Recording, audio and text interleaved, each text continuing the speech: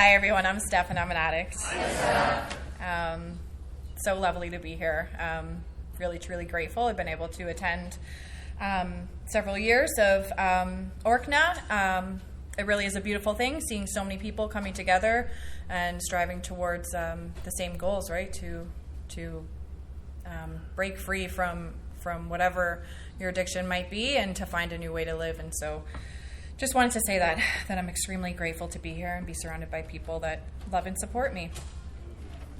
So it's funny. It's funny when I was asked to do the topic self-love.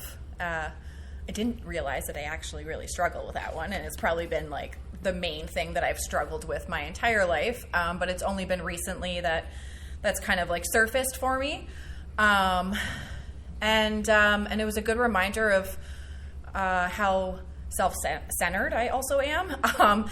Probably like more in a negative way, but my thoughts were just like coming up to this moment, which is constantly like thinking about what people are going to think about me and like making it all about me. My lovely wife reminded me that it's not about me, right? It's about sharing the message. It's about sharing my experience and showing that this program works. So it was a good reminder for me. I'll give you a little intro to kind of, I guess, my upbringing. I was an only child until I was 8. I lived with my mom and my stepdad. My biological father left when I was a baby, and I have only met him once in my life. I was about 7 years old. So my mom and my stepdad had one of my sisters when I was 8 and had my other sister when I was 13. During those first 8 years, looking back on things and throughout, doing my step work and everything like that, I realized that I felt a lot of abandonment, a lot of loneliness. I struggled with self-worth, didn't feel good enough, and a lot of that stemmed from my biological father not being there. And I think I told myself for many years that it's not something I should be that upset about. It happens to so many people. This is normal. Parents leave their kids. I have a stepdad. I need to be grateful for him. And I really, really focused on that, and I didn't let myself really feel what I needed to feel and work through what I needed to work through.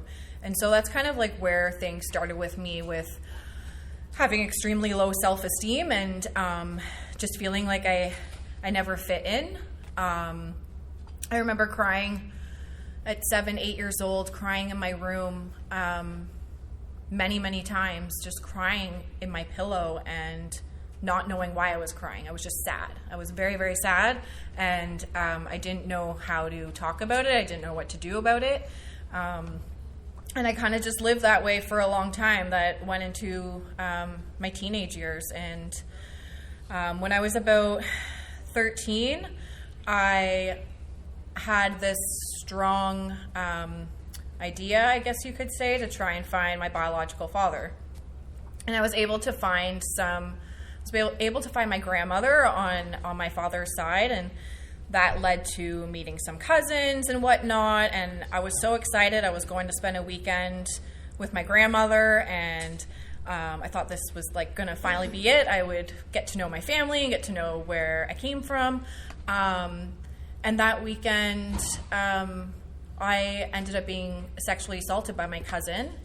And that was a situation that really just kind of dug at those feelings of not feeling good enough and I'm not worthy, and those self-esteem issues and everything like that just made it that much stronger for me. I felt like, I finally got to meet them, and then this is what happened. So maybe I wasn't good enough for them to begin with, and maybe I shouldn't have done this. I didn't share that with anyone. I think for a lot of people, and a lot of people that I've talked to, like going through any kind of sexual assault, it's extremely difficult to talk about it and to bring it up, and sometimes it's years later before we say anything. So I kind of just like carried on from there. I started experimenting with drugs around that same time, and got into a lot of like, I guess you could call like psychedelic drugs. That's kind of what was going around at that time. And the way I describe it is that I like fell in love with the way I felt when I was high. It made me feel good. I felt pretty. I felt like I fit in. I felt cool. I felt like I had friends. All those things that I was longing for so long, felt like I was finally getting it. So I thought I just found that one thing that I needed in my life, and kind of went from there. By the time I was 15, I was using good half amount of the days every week. I wasn't really making it to school, and I turned into what you would call like a runaway teen. So I was constantly running away from home. There would be missing posters up of me, police looking for me all the time. I'd always end up being found, and I was usually hanging out with older men, doing drugs, just kind of living that lifestyle, and got myself into a lot of dangerous situations. And then when I was 15, I went through another assault, and I always say this one really, really changed me. I didn't feel 15 anymore when I walked away from that situation. I just felt like a complete different person, and I can remember telling myself, like, I'm not talking about this. I'm just going to move forward from this. Like, it's okay. I'm not going to think about it. And that's how I kind of carried it on. But the drugs was my coping mechanism to get through all that, along with just everything else that I felt from being a child, right? I didn't know how else to deal with it. I didn't know how to ask for help. I didn't really know that there was help. And yeah, I carried on that way for a while. When I was 17, I ended up getting pregnant with my first daughter. And at that time, I kind of was able to stay away from the drugs for a bit.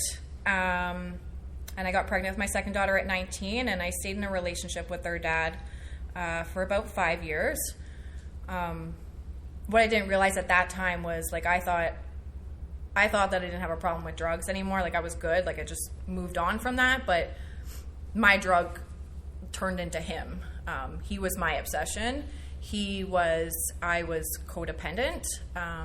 He was extremely abusive, and I still wanted to do everything possible to try and make him happy and make him love me, and essentially beg for him to show me that he cared. I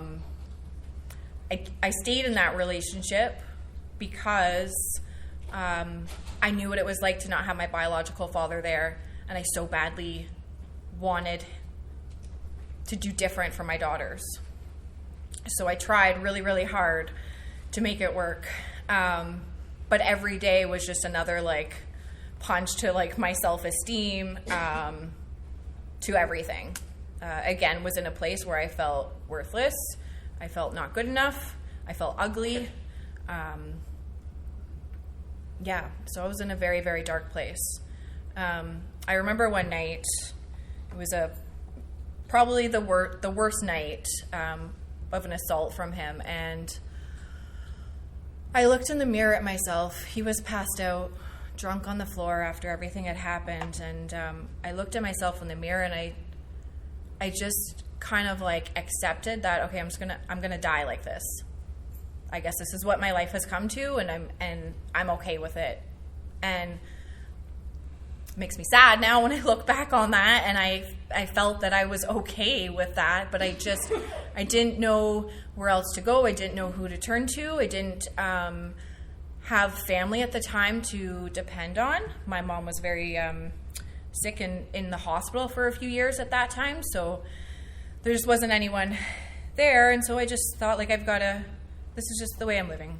I went back and forth, like, going into women's shelters, coming back, and, you know, all the broken promises, and I'll change, and it'll be better, and it'd be great for, like, maybe a week, and then it would go back to the same way as it was before. The reason why I talk about this relationship so much is because it plays a big part in the self-love that I lacked, right? And that I didn't know that I needed. I thought I could only get love from somebody else. I didn't know that I could show that for myself. So, you know, when you are told over and over again, nobody will love you, you're disgusting, you're ugly, look at you, and treat you that way, you really start to believe it. I truly believed it about myself. Nobody will love me. I'm gross. Look at me. Like, who would want me? And I really stayed in that for a long time. I eventually left him for good. But guess what was waiting there for me when I left him, and I had no way of coping? Drugs. Drugs were there. You know, things started up again, you know, just a Saturday night, and then a Saturday night turned into Thursday, Friday, Saturday, and then it was daily once again. And I was a single parent and not able to care for my kids. I tried to the best of my ability during that time, but drugs really took a hold of me. I again felt like I fell in love with something that made me feel better at the time. But the drugs only worked for so long, right? Eventually, I ended up going into pretty bad psychosis. I was constantly paranoid. I couldn't shower because I would hear voices when I was trying to shower. You know, hallucinations, seeing things that aren't there. And then I got to the point where I knew I really couldn't have my kids with me, because my kids at that time were 2 and 4, and I would be so fucked up that I would look around and be like, oh, where are my kids? And they're outside down the street. And that's when I knew, like, I can't keep putting them at risk. And so I left them with my parents. And I carried on with my drug addiction, and I carried on with beating myself down and hurting everyone else around me while going through that. And through all this, and I think, you know, it just kind of comes with the lifestyle, but of course, like many different situations where I was scared for my life or scared for someone else's life that I was with, right? Like, addiction took me to some really, really dark and scary places, like physically, but also mentally. And so the paranoia got so bad that I think that's the one thing that made me want to go to a detox center, because I couldn't deal with seeing the things that I was seeing and hearing the things that I was hearing anymore. I was hearing my kids calling my name, but I knew my kids weren't there. So that was kind of like my big decision to go to detox and try and get some help. And I did, and I went to detox, and I went to treatment, and I did all that. Stayed clean for a little bit, had a relapse, and was coming to the program. And I managed to get a couple years clean. But I got a couple years clean by just staying clean. I didn't really do any work on myself. I didn't want to look at myself. I didn't know who I was, and to be honest, I was scared to show who I was. I felt like people weren't going to like me, and I was kind of dealing with like all the same feelings that I dealt with my entire life. It's just I didn't have the drugs anymore to cope. So, as I had mentioned earlier, with like everything with my ex, with the things that he would say to me, like his voice stayed in my head for a long time, even while being clean. And being a mom, our bodies change after we have kids, and that was one of the things that he would constantly say to me.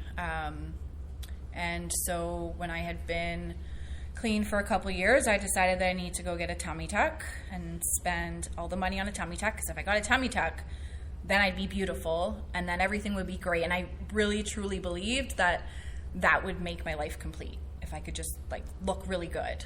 I was so focused on the way that I looked. I was maybe like 130 pounds at that time and got the tummy tuck and liposuction,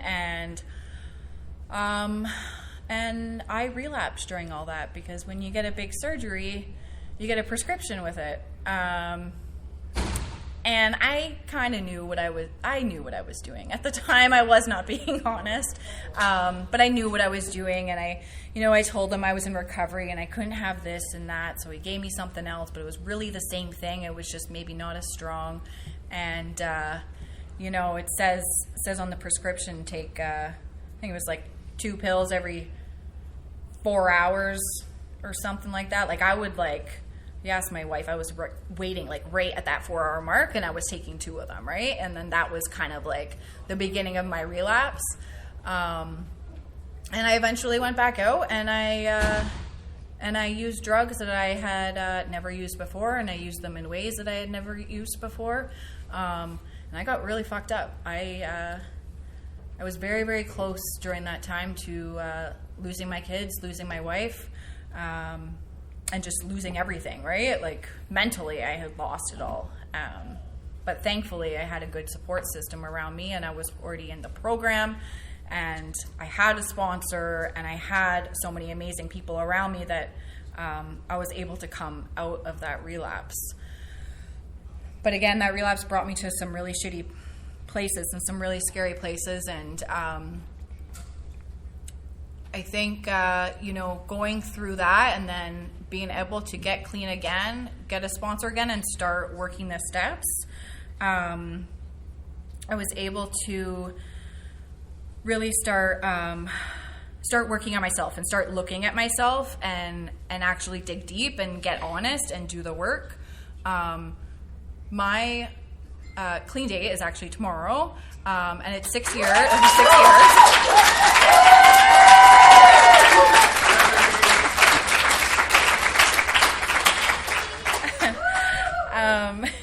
The last 6 years have been all about working on myself.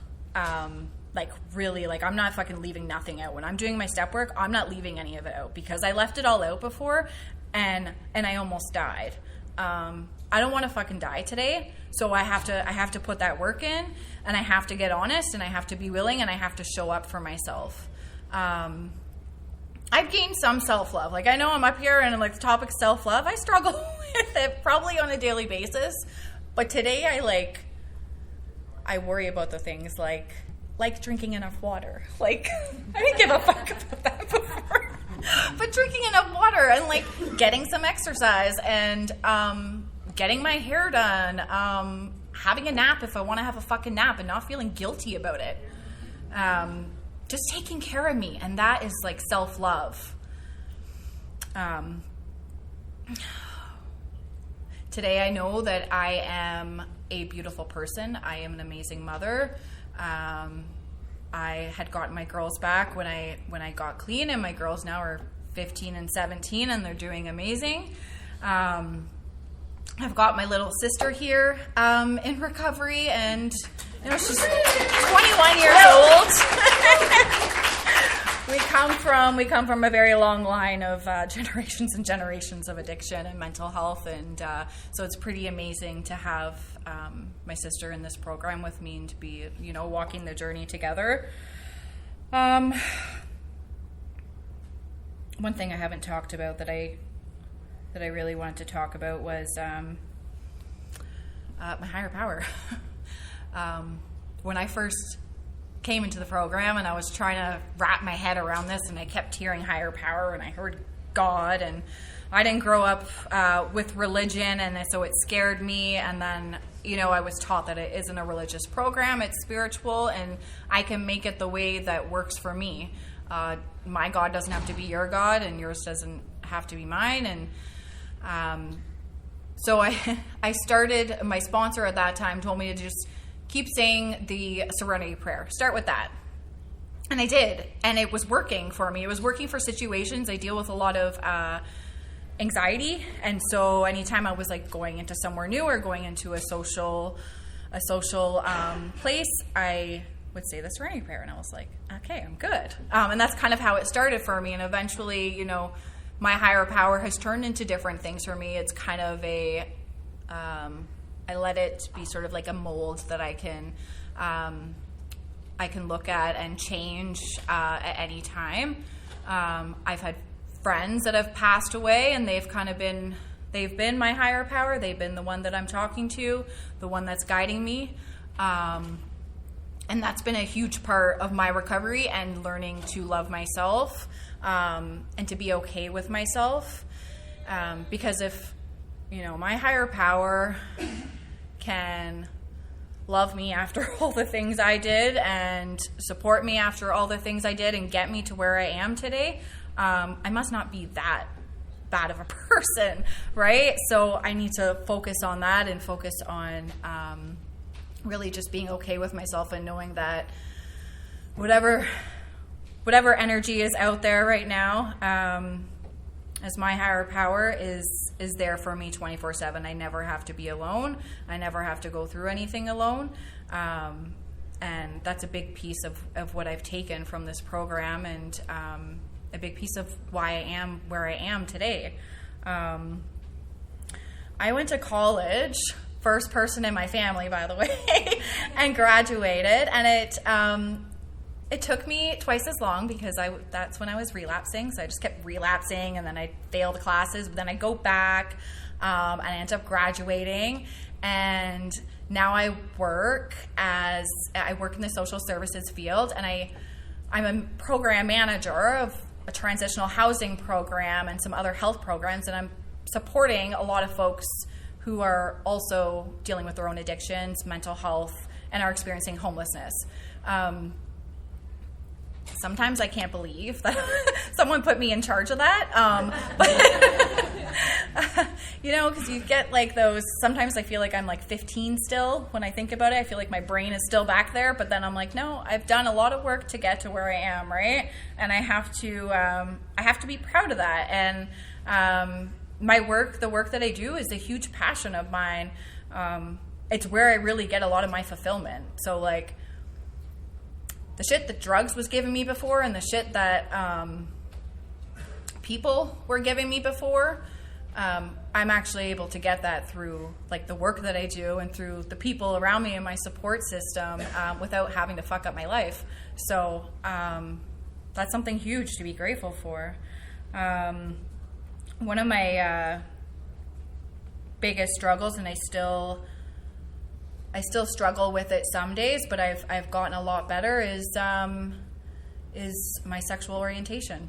I really struggled with knowing that I liked girls when I was younger, and I really struggled with, you know, being in the change room at gym time and making sure I'm not looking at them, because if they look over, they're going to think I'm checking them out, and then what are they going to think about me? It was just like a constant cycle, right? And I dealt with it for many, many years, and, forced myself to be with men because I thought that's what I should be doing. And a big realization for me through doing the step work is that I was causing myself a lot of trauma. Like every time I slept with a man, or every time I forced myself to do something with a man, like I didn't want to do it, but I was doing it because I thought that I was supposed to, right? Met my wife. We've been together now almost 9 years this summer. We got married a few years ago.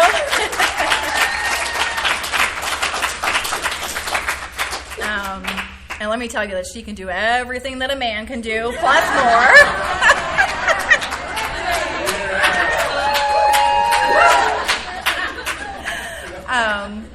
But really, my wife has been a big supporter in my life, and I, at the end of the day, I've learned that I can't depend on other people to make me happy, but the people that I do have around me and the environment that I'm in is going to affect the way that I feel about myself, and the way that I live my life. And so having my wife there throughout this journey and throughout my relapse, and being there as my support system, and keeping me connected with this program while going through all that, I think is a big reason of why I'm here today and why I'm able to feel the way that I feel about myself today, which is pretty damn good if I compare it to a few years ago. I'm incredibly grateful for this program.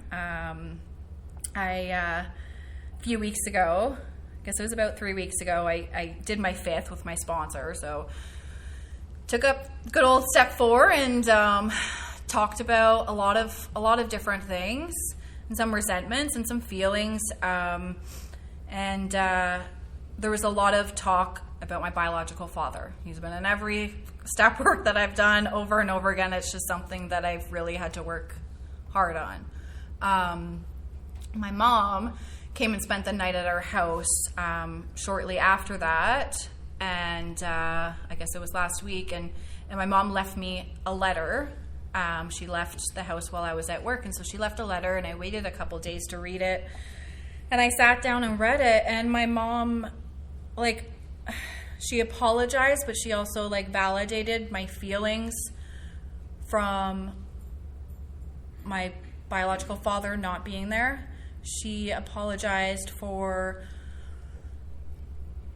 not seeing the signs when I was a teenager, and not asking me if I needed help. And not being there while she was sick in the hospital. Again, I've told my mom, completely out of her control, and I never expected an apology or validation.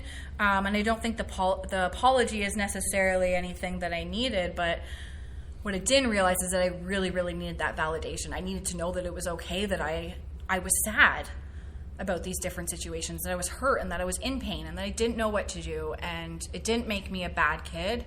I just had a lot of shit going on, and I just didn't know how to get the help at the time. And so to have that letter from my mom, for me, that was a God moment. To take up that step work and to just be talking about all these struggles and these challenges that I am still facing, and then to have my mom write that letter to me, I didn't even know that she thought about those things. I thought it was just me all in my head, right? So that was just such a beautiful thing, and it's just another gift from this program, right? Gift of recovery.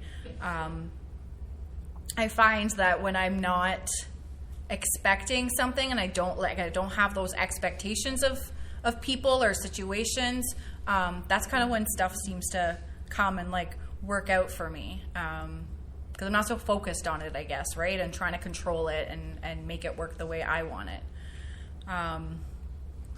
Self-love for me today is really taking care of my mental health.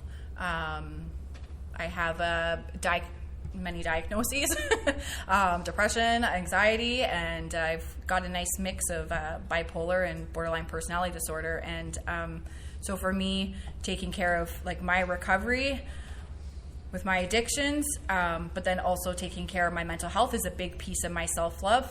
And accepting that it's okay that I have to take antidepressants to make my brain function a little bit better.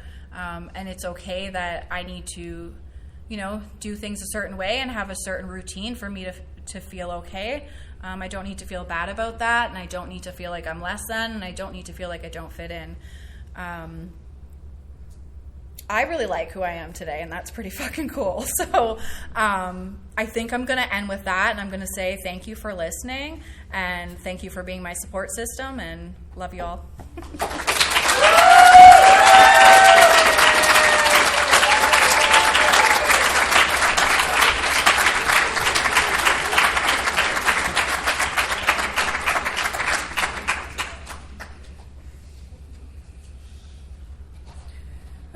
So to start off, on behalf of Orgna 36, I would like to thank Steph for sharing her experience, strength, and hope with us.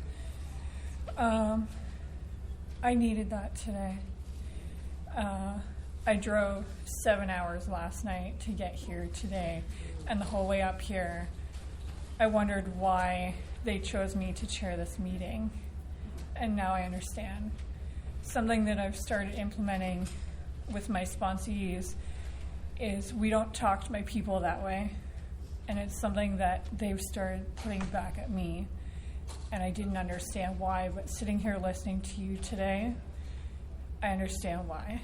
The thoughts that go through my head are 100% negative, but knowing that there's a way out is pretty cool, because who was standing up here is pretty awesome, so I would like to thank you for that.